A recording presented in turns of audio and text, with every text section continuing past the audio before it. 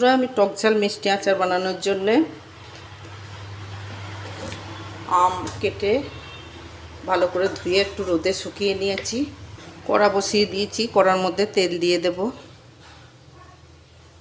তেলটা আমার গরম হয়ে গেছে। তেলটার মধ্যে তেজপাতা, শুকনো লঙ্কা, 5 ফোড়ন দিয়ে দেব ফোড়নের জন্যে।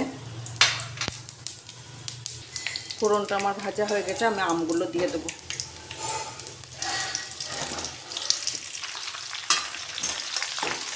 এরপরে একটু নাড়াচাড়া করে আমটা কষিয়ে নেব।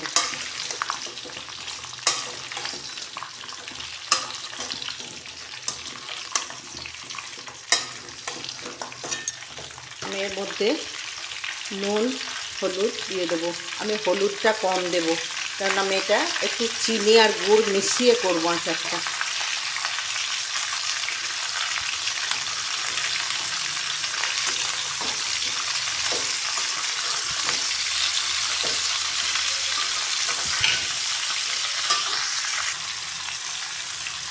এর মধ্যে একটু লঙ্কা গুঁড়ো দেব।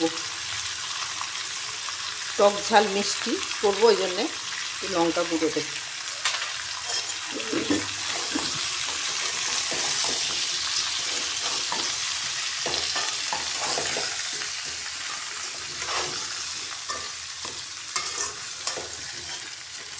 নুন হলুদ সব দেওয়া আছে। আমি একটু ঢাকনা দিয়ে আমটা সেদ্ধ হতে দেবো।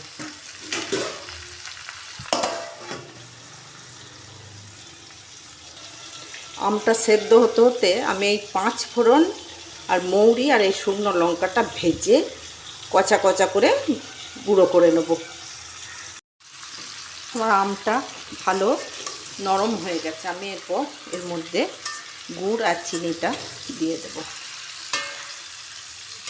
আমি কমিয়ে দিয়ে ঢাকা দিয়ে আমটাকে সেদ্ধ করে নিয়েছি। আমটা আমার এই যে সেদ্ধ হয়ে গেছে।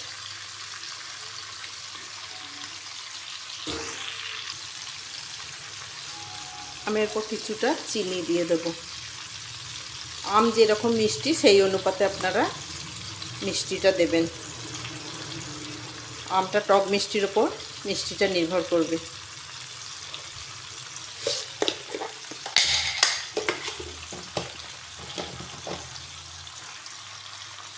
গুড় দিয়ে দিলাম। আপনারা শুধু গুড় দিয়েও করতে পারেন, আবার চিনি দিয়েও করতে পারেন। আমি এখানে চিনি আর গুড়টা মিশিয়ে দেব, আচারটা বেশ ভালো হয়। তারপরে গুড় চিনিটা মিশিয়ে দেবো এর সঙ্গে। চিনিটা দিতেই চিনিটা গলে আম থেকে জল বেরিয়েছে, তাও আমটা রোদ্দুরে দিয়ে শুকিয়ে নিয়েছি।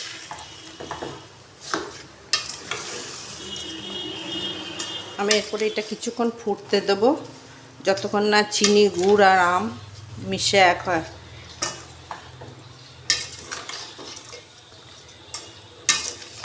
আমার এই আমের আচার রেডি হয়ে গেছে। আমি এই মৌরি, 5 ফোড়ন আর শুকনো লঙ্কা ভেজে গুঁড়িয়ে রেখেছিলাম, এটা উপর থেকে দিয়ে দেব।